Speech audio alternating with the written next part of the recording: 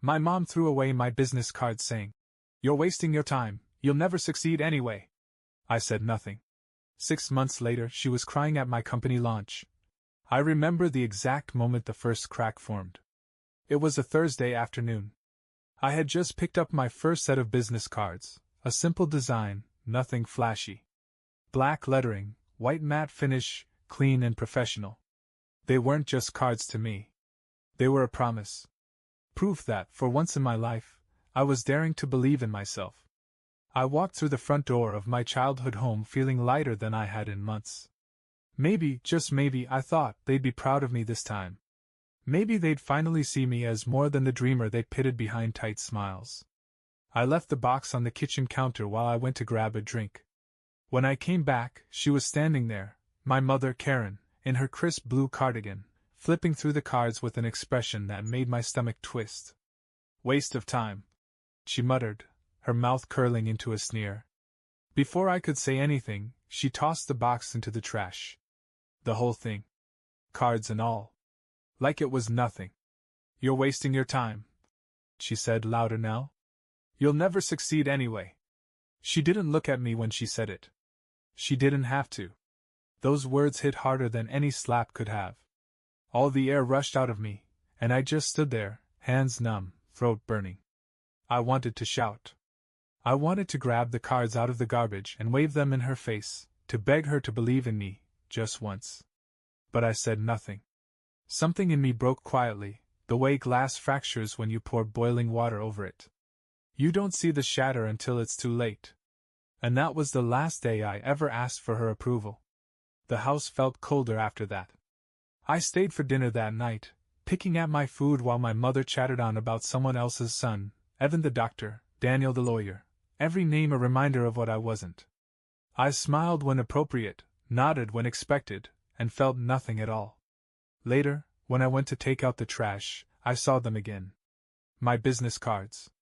Still sitting there at the top of the bin, untouched, smeared with some of the spaghetti sauce from dinner. I don't know why, but I reached into the garbage and pulled one out. I wiped it against my jeans until only a faint stain remained. I held it in my hand like it was something fragile, something dying. That tiny, crumpled card wasn't just paper. It was everything I had fought for, the late night studying, the fear I had swallowed every time I thought about failing, the savings account I had drained just to file the paperwork. All of it, thrown away with a flick of her hand. I looked back at the house through the kitchen window. My mother was laughing at some rerun on TV, a glass of wine in her hand, relaxed and happy. Like she hadn't just crushed the only thing I had ever dared to be proud of. That's when I realized, it wasn't that she didn't understand what I was doing. She did. She just didn't want me to succeed. Not if it meant doing something she hadn't chosen for me. It wasn't disappointment.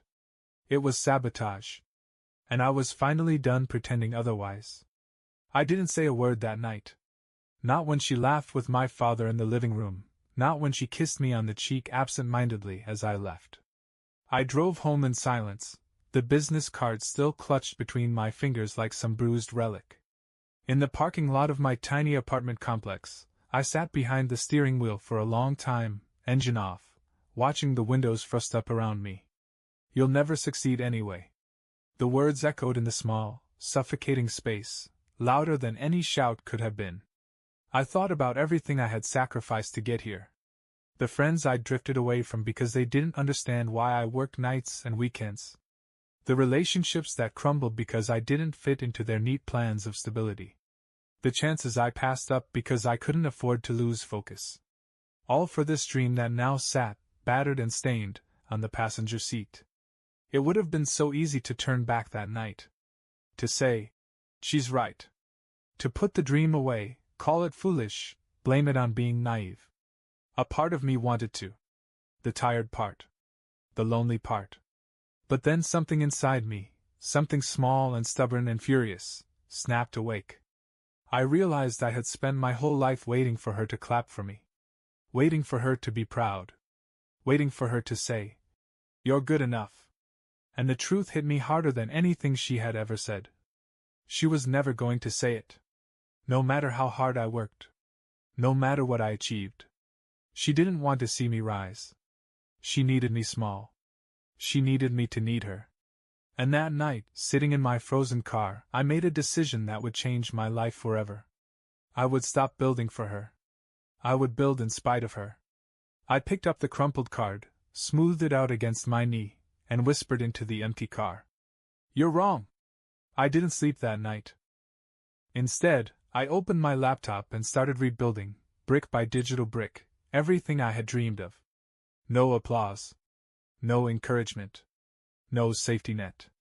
Just me, my ambition, and the echo of her doubt fueling every keystroke. The first few weeks were brutal. I poured every spare minute into the business, not glamorous minutes, not the ones you see in some movie montage with upbeat music and victorious smiles. These minutes were ugly. Heavy.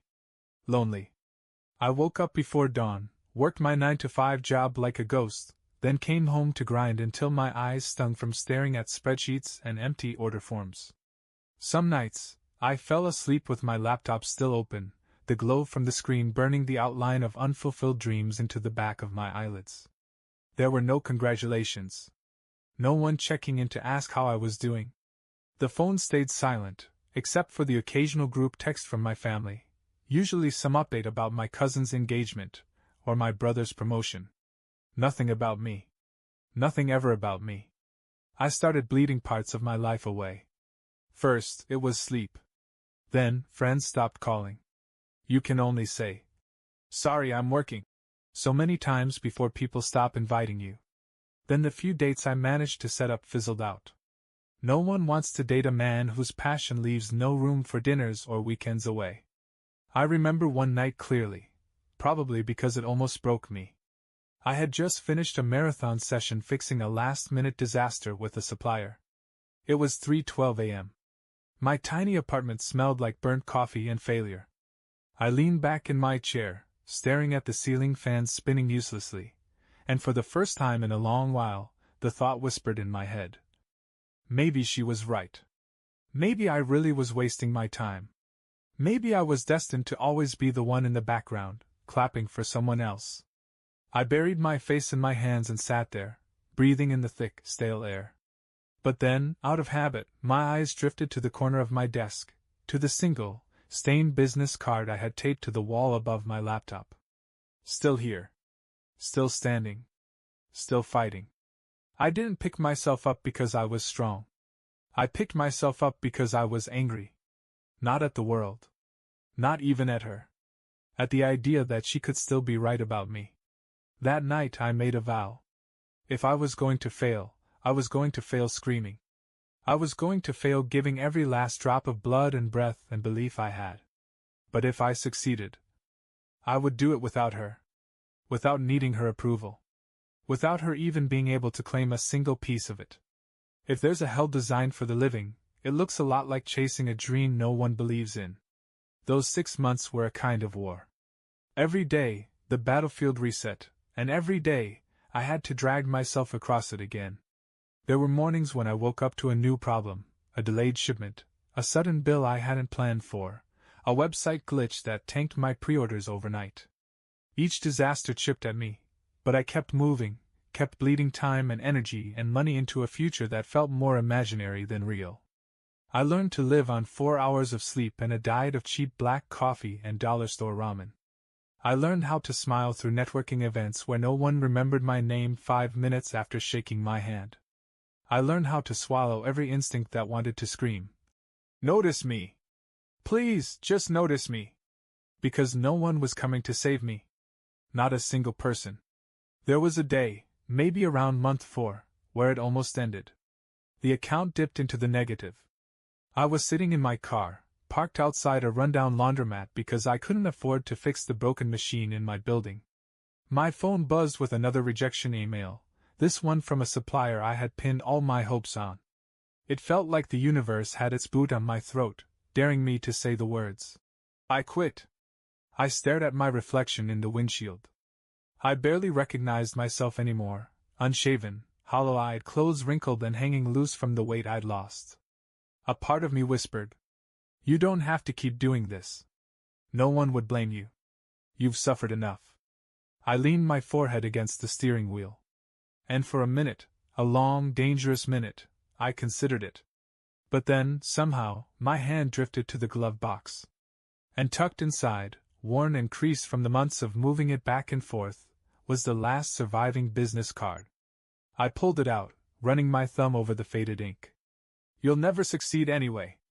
The memory of her voice lit a fire in my chest so hot it felt like breathing smoke. I wasn't chasing her applause anymore. I was chasing the look she would have when she realized she had been wrong. Dead wrong. And that was enough. That night I didn't go home. I drove straight to a 24-hour diner, ordered the cheapest coffee they had, and spent 6 straight hours rebuilding my launch plan from scratch. No safety net. No backup plan. Just me versus the doubt. And by the time the sun crawled over the edge of the horizon, painting the world gold again, I had a new plan, sharper, leaner, meaner. A plan that didn't just hope to succeed. It planned to dominate. 6 months later, it was launch day. And she was about to see exactly what she tried to kill. The morning of the launch felt unreal. I stood in front of the rented ballroom mirror, navy suit, black tie, company logo pinned to my lapel, and stared at my own reflection like it belonged to someone else. Someone sharper. Someone harder. Someone who didn't need to be loved to keep breathing. Months of suffering had carved me into someone new. The room outside was buzzing. Rows of chairs filled with investors, local business owners, old college friends I hadn't seen in years. There were cameras too, local news outlets covering the event, maybe even a few industry blogs. I saw them setting up through the crack in the door. And right there, off to the side in the 3rd row, sat my mother. Karen. She wore her nicest dress. Her hair was curled the way she always did when she wanted to look important. Her smile was tight, brittle at the edges. But her eyes were restless. Scanning the crowd. Looking for someone who might notice her. Looking for a place in something she thought she could control. It almost made me laugh. Almost. I had invited her. Not out of love. Out of design. I wanted her to sit there. To watch what she tried to bury bloom into something unstoppable. I stepped onto the stage when they called my name, the room erupting into polite applause. Not fake applause. Not the applause you get because someone has to. The kind that meant they saw me. Maybe for the first time in my life, the world saw me. The speech I had prepared was simple. Short. I cleared my throat, looking out over the crowd.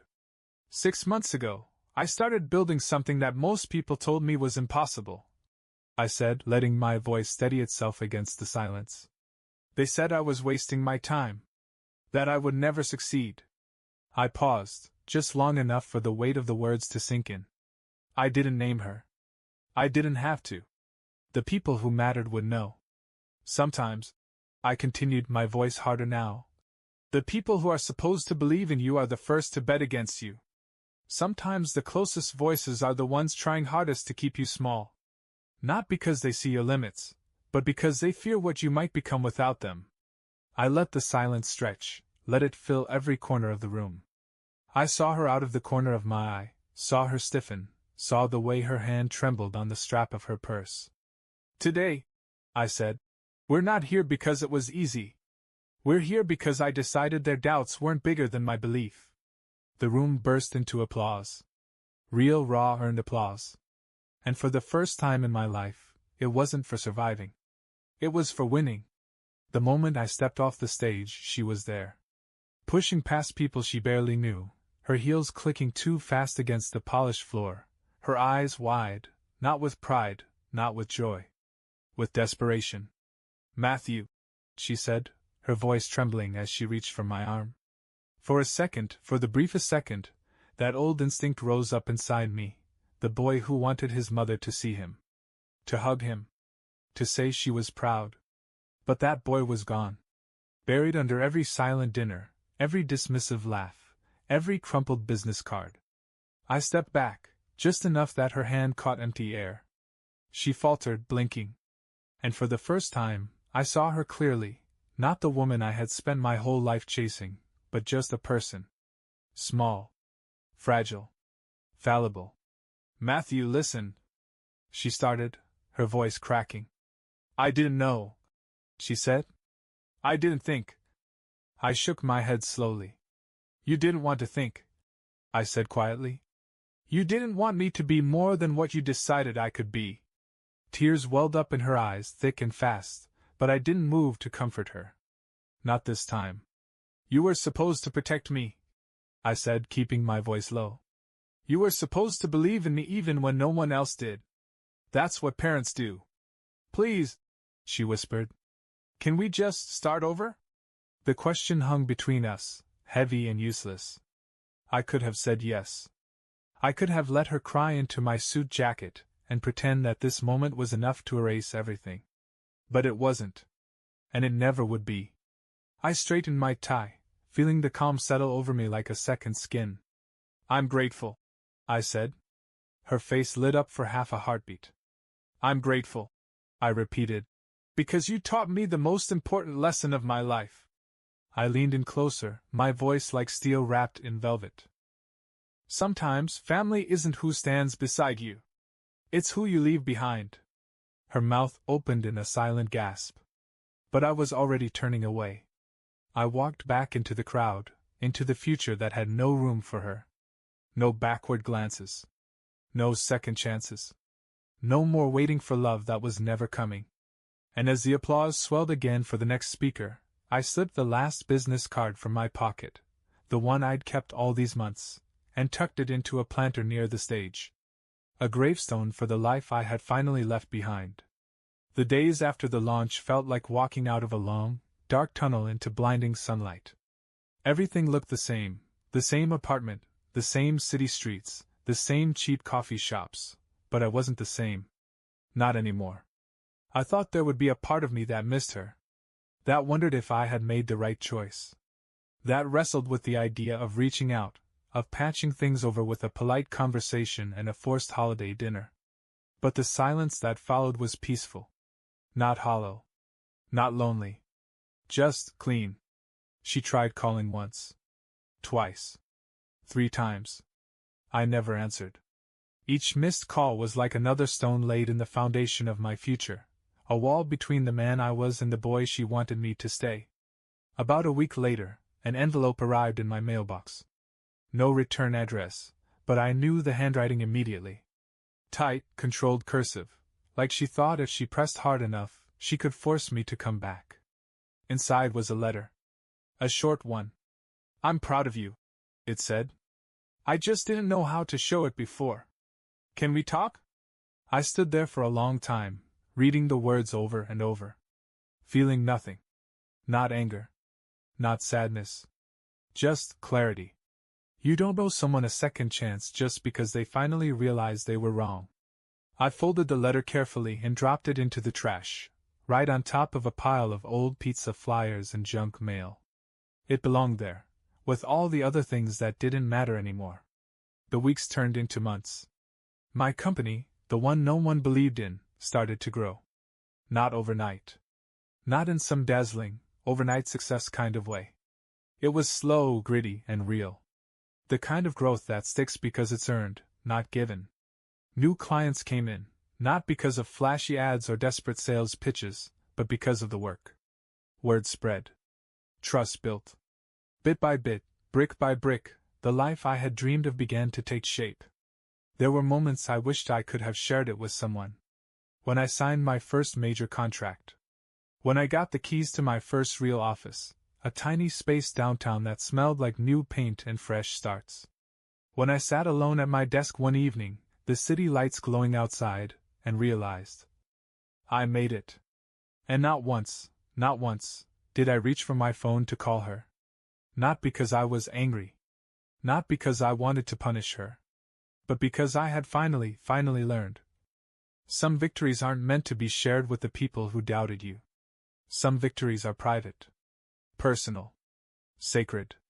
I surrounded myself with people who saw me, really saw me, not as a cautionary tale, not as a disappointment, but as someone worth believing in. Friends who celebrated the messy middle, not just the polished ending. Mentors who didn't need me to be anything more than who I was. Family, I realized, isn't always blood. It's who shows up for you when the world turns cold. It's who cheers for you when no one's watching. And the family I chose, the one I built for myself, made the victory sweeter than any hollow applause I could have chased. Some nights, I still find myself staring out at the city skyline, wondering how it all could have been different.